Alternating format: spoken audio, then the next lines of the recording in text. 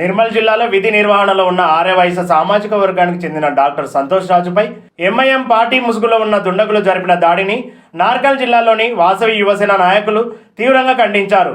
ఆదివారం జిల్లా కేంద్రంలో నిర్వహించిన సమావేశంలో వాసవి యువసేన అధ్యక్షుడు చెవ్వ ప్రమోద్, గౌరవ అధ్యక్షులు డివి నారాయణ మాట్లాడుతూ డాక్టర్ను దుర్భాషలాడి దాడికి పాల్పడడం అత్యంత దారుణమని మండిపడ్డారు.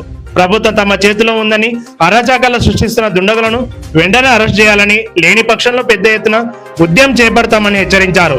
ఈ కార్యక్రమంలో వాసవి యువసేన ప్రతినిధులు మరియు ఆర్యవైశ్య సంఘం సభ్యులు పాల్గొన్నారు. నమస్కారం.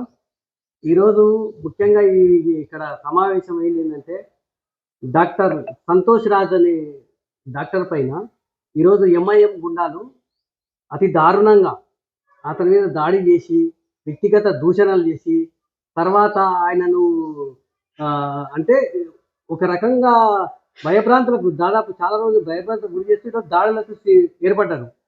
దాని తర్వాత ఇది ఒకటే కాదు, ఆ నిర్మల్ అనేక సార్లు హిందువుల మీద కూడా దాడి చేస్తూనే ఉన్నారు అనేక కార్యక్రమాలు.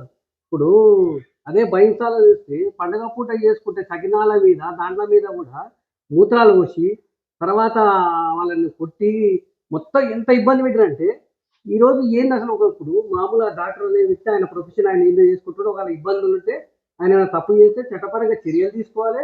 లేకపోతే ఆయన చేసిన దాని మీద ఒకసారి అనైతే ఏమైనా చేసినట్టే దాని మీద చట్టంగా చర్య తీసుకోవాలి. కానీ ఈ దాడులు ఏంది, ఈ దాడులు చేస్తూ ఎవరు ఎప్పుడో చెప్పుకోకూడి ప్రభుత్వం మాది ఉంది, మాదే చైర్మన్ ఉన్నాము అని చెప్పి దౌర్జన్యంగా మాట్లాడుతూ అక్కడ వాళ్ళ మీద అది చేసుకుంటే భయభ్రాంతులకు సృష్టిస్తున్నారు వాళ్ళు.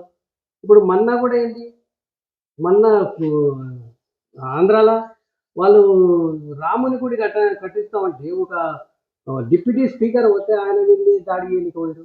అంటే ఈ సమాజం ఎక్కడ పోతుంది అంటే హిందుత్వం అనేది నశించుకోవాలన్నా లేకపోతే హిందుత్వం ఉండకూడదా, హిందూ అని చెప్పుకుంటారు భయభ్రాంతులకు గురి కావాల్సిందేనా, ఎప్పుడు ఇట్లా బతకాల్సిందేనా? ఇప్పుడు సంఘం అనేది పెట్టుకున్నది సంఘటితం కోసం పెట్టుకున్నారు.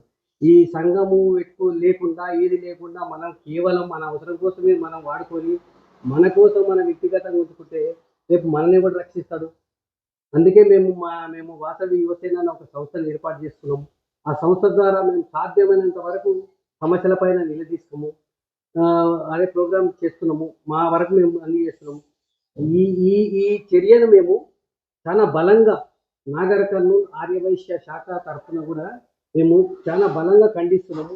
దీన్ని ప్రభుత్వాన్ని కూడా వివిధ మార్గాల ద్వారా ఈరోజు కేవలం ఒకవేళ మా నిరసనను పత్రికాముఖంగా తెలియజేస్తున్నాము. రేపు అవసరమైతే క్షేత్రములకు వస్తాము, నిరసనను వివిధ మార్గాలు తెలియజేస్తాము. అవసరమైతే ధర్నాలు చేస్తాము, ర్యాలీ చేస్తాము, దిగ్బంధనం చేస్తాము. ప్రభుత్వం కూడా ఇటువంటి చర్యలు చేసి వాళ్ళకు సపోర్టింగ్గా ఉండకుండా వాళ్ళని కఠిన చర్యలు తీసుకొని శిక్షించాలి. ఇది ఏంటంటే దీనివల్ల వేరే వాళ్ళకు కూడా ఏంటంటే కొంత భయం ఏర్పడుతుంది.